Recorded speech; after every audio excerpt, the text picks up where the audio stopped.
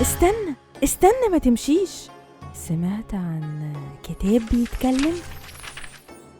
طيب عن فانوس جواه أرواح من الماضي في رمضان لسه شوية من سحر آتي. يا عم المسحراتي،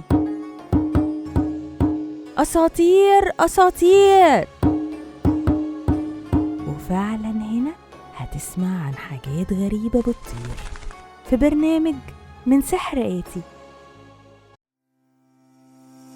يا مساء الفل والهنا على كل اللي بيسمعني دلوقتي على مونيكروفون. معاكم مونيكا ميشيل، ودقة الساعة 6:15 يبقى ده ميعاد دقة طبلة جديدة تاخدنا نعيش سحر أسطورة رمضانية جديدة في برنامج من سحر آتي.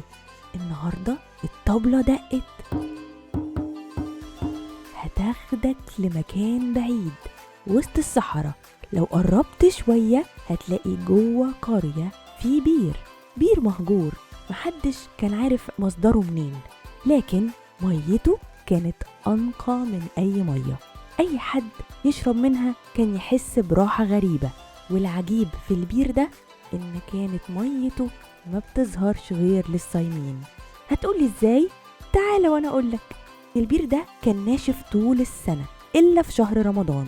الناس كانت بتروح للبير في أي وقت تلاقيه فاضي، لكن أول ما يدخل شهر رمضان تظهر فيه المية، بس مش لأي حد، للي صايم من جواه بجد.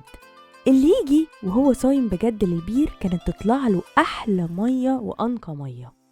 واللي كان بيحاول يشرب وهو مش صايم كان البير بيجف في ساعتها تماما. في يوم بقى كان في راجل غني جدا، كان دايما فاكر إن فلوسه تقدر تجيب أي حاجة، وقرر إنه يجرب حظه مع البير، وما صدقش اللي بيتقال عنه، قال ده مجرد خرافات. راح جايب أحسن جردل وأمتن وأغلى حبل ونزله جوه البير، وقال أكيد المية هتطلع لي، يعني أنا أقدر أشتري البير وكمان الأرض اللي عليه. وبعد ما رمى الجردل فضل مستني شوية، لكن لما طلع الحبل لقى الجردل فاضي خالص ومفهوش ولا نقطة مية. فضل يجرب مرة واتنين وتلاتة، لكن البير فضل ناشف زي ما هو.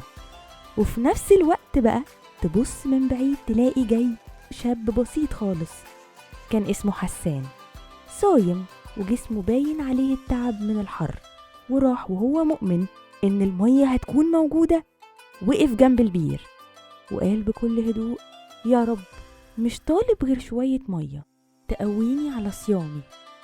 وفجأة سمع صوت المية وهي بتتحرك وتعمل صدى صوت جوه البير، ونزل الجردل وطلع مليان مية صافية وبتلمع زي الكريستال. الناس كلها شافت اللي حصل وعرفوا ان البير مش بيدي ميته لأي حد، بس اللي عنده صبر وقلبه نقي زي المية اللي جوه البير. ومن ساعتها بقت الأسطورة تقول ان البير ده بير الصبر، موجود في مكان ما.